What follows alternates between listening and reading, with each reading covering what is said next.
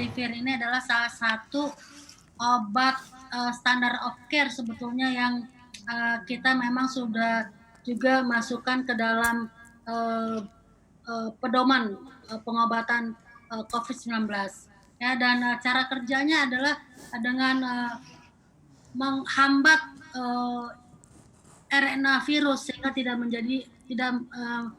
bereplikasi. Jadi virus tidak, berkesempatan untuk memperbanyak diri karena dihambat, RNA-nya oleh, obat ini.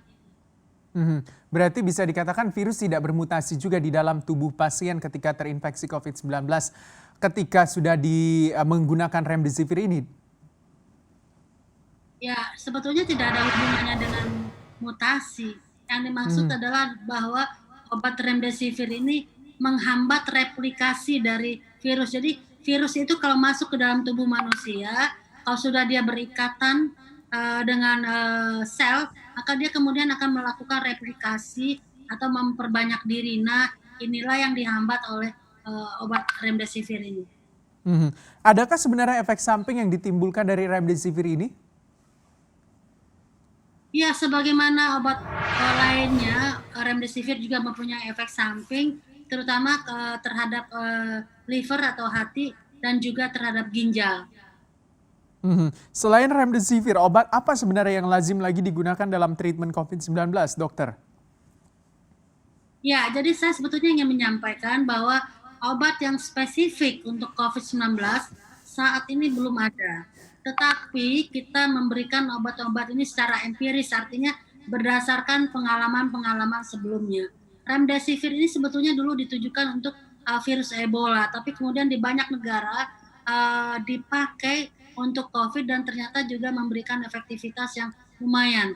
Nah, oleh sebab itu kami 5 organisasi profesi bersama Kemenkes kemudian memasukkan, obat-obat standar yang, bisa kita pakai dan remdesivir masuk, salah satu di antaranya. Memang sebelumnya kita tidak, bisa mendapatkan remdesivir ini di free market, tapi, remdesivir ini sesungguhnya sudah dipakai dalam beberapa bulan terakhir, tapi dalam uji coba ya atau, trial yang dilakukan oleh WHO yang disebut dengan solidarity study. Mhm. Oke, berarti bisa dikatakan bisa membantu ya kalau remdesivir ini. Tapi kalau misalnya obat lain, misalnya hidrokloroquine yang tidak efektif begitu dalam treatment COVID-19, bagaimana dengan obat lain seperti Avigan misalnya yang pernah disebut oleh Presiden, dokter? Ya, jadi, saya ulang kembali obat spesifik tidak ada, tetapi kami membuat, apa namanya, mengajukan, regimen atau paduan beberapa obat, termasuk diantaranya vitamin C, kemudian juga pemberian azithromycin dan, kalau pasiennya dirawat dan tidak ada kontraindikasi, kita juga Indonesia masih, merekomendasikan pemberian, hidroksikloroquine. Dan obat antivirus lainnya adalah kita masih memberikan oseltamivir, kemudian yang kedua adalah, Aluvia atau kombinasi antara, lopinavir plus, ritonavir dan kemudian Avigan atau Favipiravir, selanjutnya remdesivir.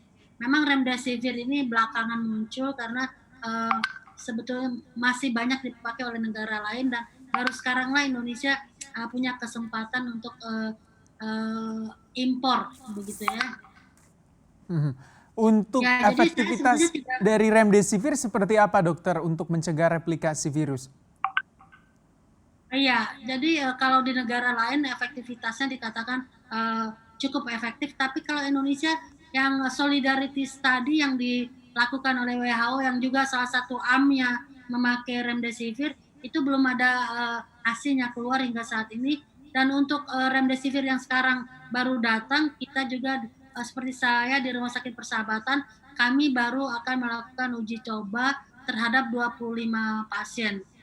Tapi memang Mhm. obat sudah mendapat, izin, emergency, use ya, authorization use. Jadi artinya pada, keadaan emergensi obat ini diberikan izin walaupun, uji coba di Indonesia belum selesai.